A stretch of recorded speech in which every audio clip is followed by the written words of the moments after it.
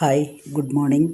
അങ്ങെൻ്റെ മാതാവു പിതാവുമങ്ങ്, അങ്ങൻ സഖാബന്ധുവുമങ്ങു തന്നെ. അങ്ങെൻ്റെ വിദ്യാധനമങ്ങു മാത്രം, അങ്ങാണെനിക്കൊക്കെയുമെൻ്റെ ദേവ. ശ്രീമദ് ഭഗവത്ഗീത 4-ാം അധ്യായം ജ്ഞാനകർമ്മ സന്യാസയോഗം 33-ാമത്തെ ശ്ലോകമാണ് ഇനി ചൊല്ലുന്നത്. ശ്രേയാൻ ദ്രവ്യമയാദ്യജ്ഞാത് ജ്ഞാനയജ്ഞപരം തപ, സർവം കർമാഖിലം പാർത്ഥ ജ്ഞാനേ പരിസമാപ്യതേ. മലയാളം. ദ്രവ്യയജ്ഞത്തിലും മീതേ ജ്ഞാനയജ്ഞം പരന്തപ, എല്ലാ യജ്ഞങ്ങളും പാർത്ഥ ജ്ഞാനത്താൽ സിദ്ധി നേടിടും. ഹേ പരന്തപ, ദ്രവ്യമയാത് യജ്ഞാത് ജ്ഞാനയജ്ഞ ശ്രേയാൻ. അല്ലയോ അർജുന, ദ്രവ്യയജ്ഞത്തേക്കാൾ എത്രയോ ശ്രേഷ്ഠമാണ് ജ്ഞാനയജ്ഞം. എന്തെന്നാൽ സർവം കർമ്മം അഖിലം, എല്ലാ കർമ്മങ്ങളും മുഴുവനായും ജ്ഞാനേ പരിസമാപ്യതേ, ജ്ഞാനത്തിലാണ് സമാപിക്കുന്നത്. നമ്മൾ 12 തരം യജ്ഞങ്ങളെക്കുറിച്ച് ഭഗവാൻ പറഞ്ഞു കൊടുത്തു കഴിഞ്ഞു. അതിൽ യജ്ഞങ്ങളിൽ വെച്ച് ഏറ്റവും ശ്രേഷ്ഠം ഏതാണ് എന്നുള്ളത് ഒന്നും കൂടെ വ്യക്തമാക്കുകയാണ്. ദ്രവ്യയജ്ഞം എന്ന് പറയുന്നത് നമ്മൾ കൊടുക്കുന്ന ഹോമത്തിൽ അർച്ചന ചെയ്യുന്ന ദ്രവ്യങ്ങളാണ്. അങ്ങനെ അല്ലെങ്കിൽ ഗുണങ്ങൾ നമ്മൾ സ്വീകരിക്കുന്നതാണ്. ഇതെല്ലാം നമ്മൾ കഴിഞ്ഞ ശ്ലോകത്തിൽ കണ്ടു. അതിനേക്കാളൊക്കെ എത്രയോ നല്ലതാണ് എന്ത്? ജ്ഞാനയജ്ഞം. അത് ഉറക്കെ പ്രഖ്യാപിക്കുക തന്നെയാണ് ഭഗവാൻ. ഇതാണ് സത്യം, ഒരു സംശയവും അതിന്. കാരണം ഞാൻ പറഞ്ഞുതരാം, വിശദീകരിക്കുകയാണ്. കാരണം കർമ്മങ്ങൾ ചെയ്യണം നമ്മൾ. നീയൊരു ലൗകികനായതുകൊണ്ട് നിനക്ക് ജ്ഞാനയജ്ഞത്തിലെത്തണമെങ്കിൽ കർമ്മങ്ങൾ ചെയ്യേണ്ടതുണ്ട്. അതിൽ എത്തിക്കഴിഞ്ഞാൽ ആ കർമ്മങ്ങൾ നമ്മൾ മുഴുവനായിട്ടും പൂർത്തീകരിച്ചില്ലെങ്കിൽ എന്തുണ്ടാവും? വീണ്ടും നമുക്ക് ജന്മമെടുക്കേണ്ടി വരും. അപ്പോൾ ഒരു കർമ്മം കൊണ്ട് മറ്റൊരു കർമ്മത്തെ നമുക്കൊരിക്കലും അവസാനിപ്പിക്കാൻ പറ്റില്ല. അപ്പം നമ്മൾ പൂർണ്ണതയിലേക്ക് എത്തൂല്ല. പക്ഷേ ജ്ഞാനം നേടിക്കഴിഞ്ഞാൽ, ഈ ജ്ഞാനം നേടിക്കഴിഞ്ഞാൽ എല്ലാ കർമ്മങ്ങളും അവിടെ അവസാനിക്കും. അപ്പം നമുക്ക് ഒരു ആത്മജ്ഞാനം, ഇന്നലെ പറഞ്ഞ പോലെ ഒരു പരമാനന്ദം, ഒരു ആത്മസംയമനം കിട്ടും. മാത്രമല്ല നമ്മളൊരു മനസ്സിൻ്റെ ഉള്ളിൽ തന്നെ നമുക്കൊരു ജ്ഞാനത്തിൻ്റെ വെളിച്ചം അവിടെ കാണാൻ പറ്റും. അത് ഇപ്പം നിന്നെ സംബന്ധിച്ചിടത്തോളം ഈ കർമ്മങ്ങൾ ചെയ്ത് അവസാനിപ്പിച്ച് മാത്രമേ അതിലേക്ക് എത്താനുള്ള വഴിയുള്ളൂ. അതുകൊണ്ട് അതാണ് ഏറ്റവും ശ്രേഷ്ഠം. ജ്ഞാനം സമ്പാദിക്കൽ തന്നെയാണ്, അല്ലെങ്കിൽ ജ്ഞാനയജ്ഞമാണ് ഏറ്റവും ശ്രേഷ്ഠം എന്ന് ഒന്നുകൂടെ ഉറപ്പിച്ചു കൊടുക്കുകയാണ്. അപ്പം കർമ്മങ്ങൾ നീ ചെയ്യുന്നതെല്ലാം ജ്ഞാനം രൂപേണ ചെയ്യണം എന്ന് കഴിഞ്ഞ ശ്ലോകത്തിൽ പറഞ്ഞു കൊടുത്തിട്ടുണ്ട്.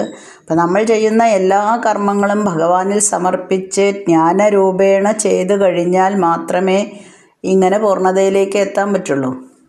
ആ ജ്ഞാനതത്വങ്ങൾ നമ്മൾ ഒരു ഗുരുമുഖത്തിൽ നിന്ന് അറിയണം.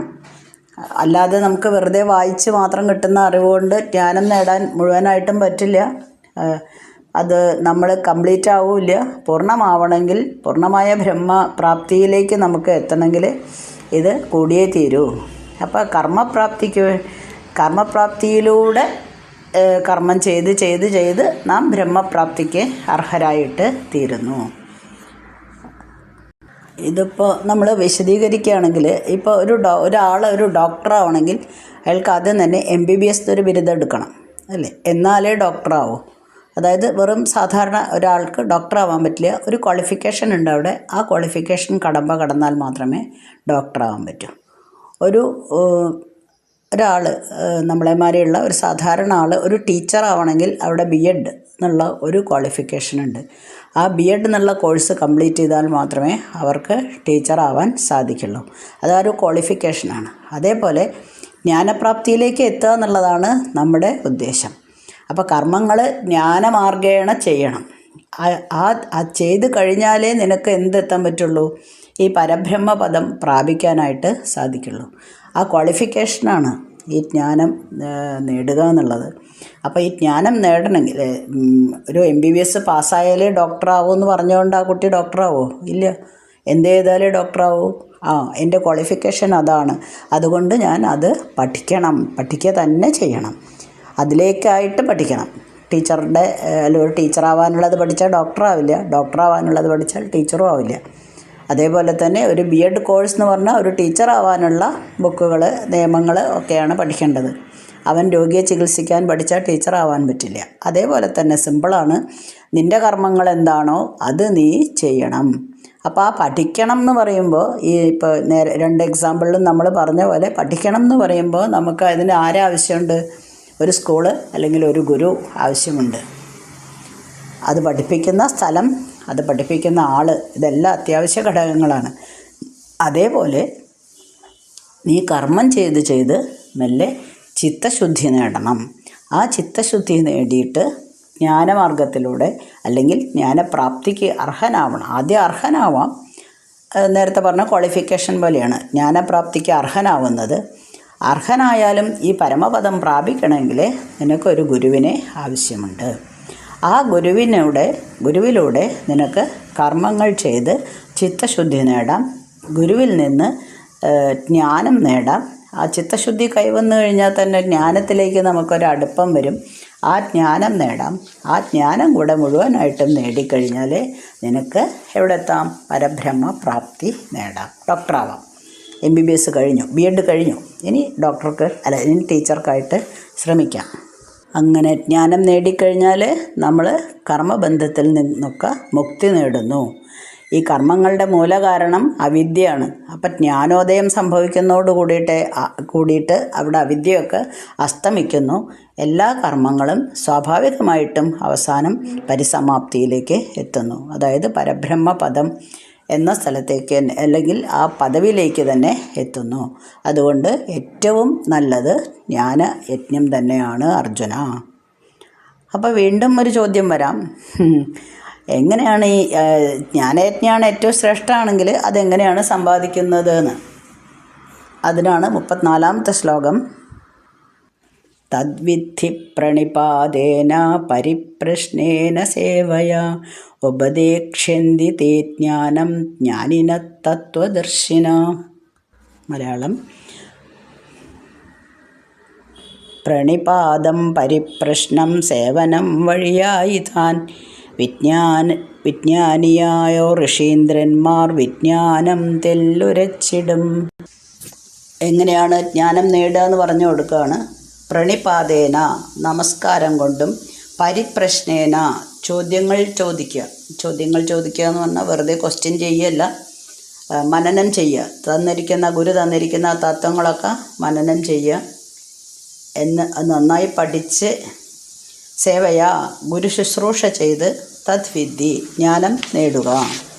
തത്വദർശിനഃ ജ്ഞാനിനഃ തത്വദർശികളായ ജ്ഞാനികൾ തേ ജ്ഞാനം ഉപദേക്ഷ്യന്തി നിനക്ക് ജ്ഞാനം ഉപദേശിച്ചു തരും.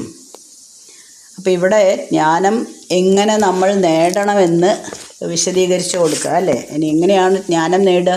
ജ്ഞാനയജ്ഞമാണ് ഏറ്റവും ശ്രേഷ്ഠം, ശരി, സമ്മതിച്ചു. ഇനി എങ്ങനെയാണ് ജ്ഞാനം നേടുക എന്നൊക്കെ ഇതൊക്കെ അർജുനൻ ചോദിക്കുന്നില്ല, ഭഗവാൻ ഇങ്ങനെ പറഞ്ഞു കൊടുത്തുകൊണ്ടേയിരിക്കുകയാണ്. ഇങ്ങനെയൊക്കെയാണ് ചെയ്യേണ്ടത്. ഇനിയിപ്പം നിനക്ക് ഇങ്ങനെയൊക്കെ സംശയം വരാം, അത് ഭഗവാൻ ചിന്തിക്കുകയാണ്. ഇതൊക്കെയല്ലേ നിൻ്റെ സംശയം, നമ്മളുടെ ഇല്ലേ സംശയം ഇതൊക്കെയാണ്. അതുകൊണ്ട് അതിനൊക്കെയുള്ള ഉത്തരം ഞാൻ തരാം, റെഡിയാണ്, എല്ലാറ്റിനും ആൻസർ റെഡിയാണ്.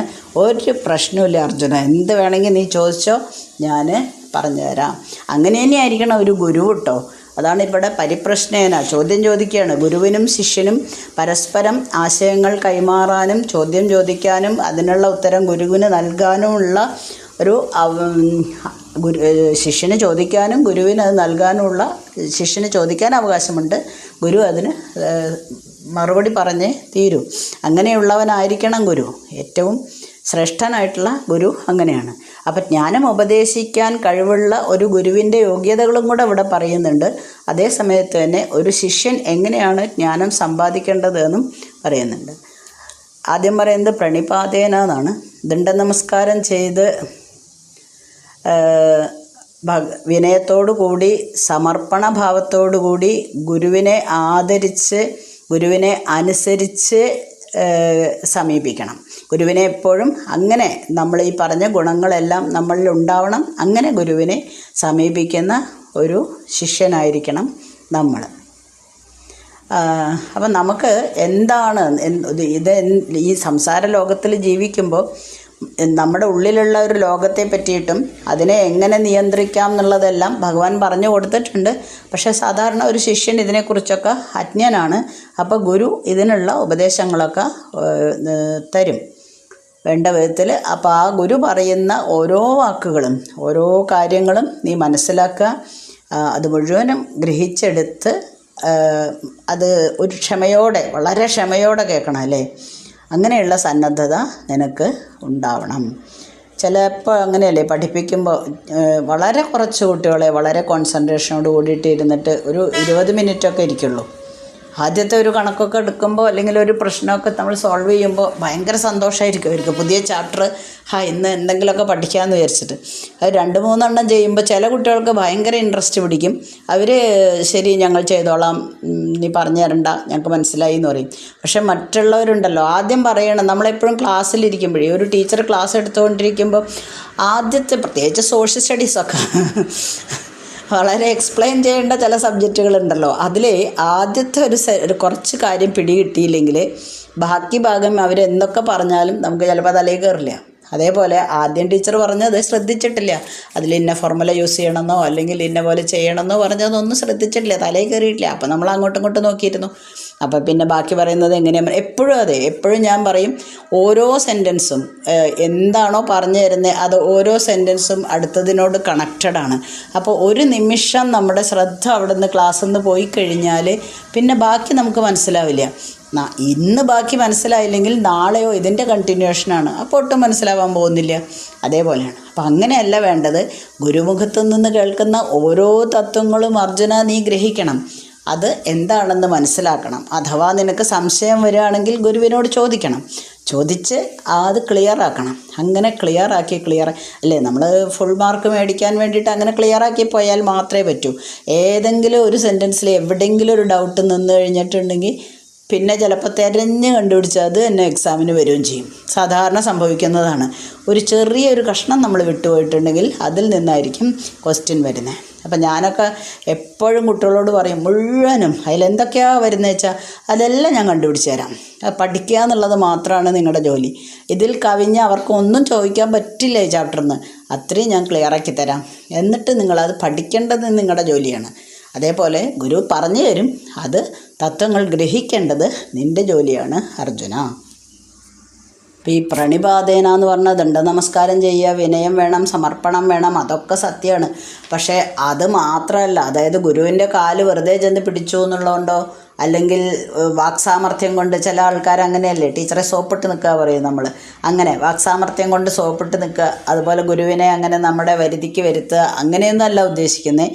നമ്മൾക്ക് ഗുരു പറഞ്ഞു തരുമ്പോൾ അത് മനസ്സിലാക്കാൻ ഒരു ശാരീരികമായിട്ടുള്ള നമസ്കാരമല്ല വേണ്ടത്, ആ ജ്ഞാനത്തെ സ്വീകരിക്കാനുള്ള ഒരു താഴ്മ. എന്താണോ ഗുരു പറഞ്ഞു തരുന്നത് അത് മനസ്സിലാക്കാനുള്ള ആ ജ്ഞാനങ്ങൾ അല്ലെങ്കിൽ ആ തത്വങ്ങൾ സ്വീകരിക്കാനുള്ള ഒരു വിനയമാണ് ശിഷ്യനിൽ ഉണ്ടാക്കേണ്ടത്. ഇനി പരിപ്രശ്നേന എന്ന് പറഞ്ഞാൽ ചോദ്യങ്ങൾ കൊണ്ട്, അതായത് നമുക്ക് ഒരു ഗുരു ഓരോ തത്വങ്ങൾ പറഞ്ഞു തരുമ്പോൾ സ്വാഭാവികമായിട്ടും സംശയങ്ങളുണ്ടാവും. അപ്പോൾ ആ ഓരോരോ ചോദ്യം ചോദിച്ച് നമ്മുടെ ഈ ഡൗട്ടുകൾ മുഴുവൻ ചോദിക്കുമ്പോൾ ഗുരുവിൻ്റെ ഉള്ളിൽ അതിനെ പറ്റിയിട്ട് ഗുരുവിനുള്ള അറിവ് മുഴുവനും പുറത്തേക്ക് വരും. കാരണം ഗുരു നമ്മൾക്ക് അതിൻ്റെ ഓരോന്നിൻ്റെ, ഇപ്പോൾ ഭഗവാൻ ശ്രീകൃഷ്ണന് ചെയ്തു കൊടുക്കുന്ന അതേപോലെ തന്നെ ഒരു നല്ല ഗുരു എപ്പോഴും ഈ ചോദ്യങ്ങളുടെ, ശിഷ്യൻ്റെ ചോദ്യങ്ങൾക്കെല്ലാം ഉത്തരം തരും. അപ്പം മനസ്സിലാക്കും എങ്ങനെയാണ്. ഇപ്പോൾ അർജുനനെ മനസ്സിലാക്കിയല്ലോ ആദ്യം തന്നെ, അർജുനൻ ഇന്ന ആളാണ്, ഇന്നതൊക്കെ ഇവന് കൊടുത്താൽ മരുന്നായിട്ട് കൊടുത്തു കഴിഞ്ഞാൽ അർജുനൻ ശരിയാവുമെന്ന് മനസ്സിലാക്കി ഭഗവാൻ. അതേപോലെ തന്നെ ഗുരുവിന് മനസ്സിലാവും ശിഷ്യൻ്റെ തെറ്റായ ചിന്താഗതി ഏതാണ്, ശരിയായ ചിന്താഗതി ഏതാണെന്ന്. അപ്പോൾ സംശയങ്ങൾ ഇങ്ങനെ തീർത്തു കൊടുത്തുകൊണ്ടേയിരിക്കും. അങ്ങനെ ഗുരുവിനോടുള്ള നിരന്തരമായിട്ടുള്ള ഈ സമ്പർക്കം കാരണം ബുദ്ധിപരമായിട്ട് രണ്ടുപേരും ചിന്തിച്ചുകൊണ്ടേയിരിക്കുകയാണ്. ഗുരുനാഥനോട് ഇങ്ങനെ ഇപ്പോൾ അർജുനൻ ശ്രീകൃഷ്ണനോട് ചോദിക്കുന്ന പോലെ തന്നെ ഇങ്ങനെ ചോദിച്ചുകൊണ്ടേയിരിക്കുന്നു. അങ്ങനെ ഗുരുവിലുള്ള എല്ലാ ജ്ഞാനവും നിന്നിലേക്ക് എത്തുന്നു. അതിന് നേരത്തെ പറഞ്ഞ പോലെ ആദ്യം തന്നെ വിനയവും വേണം.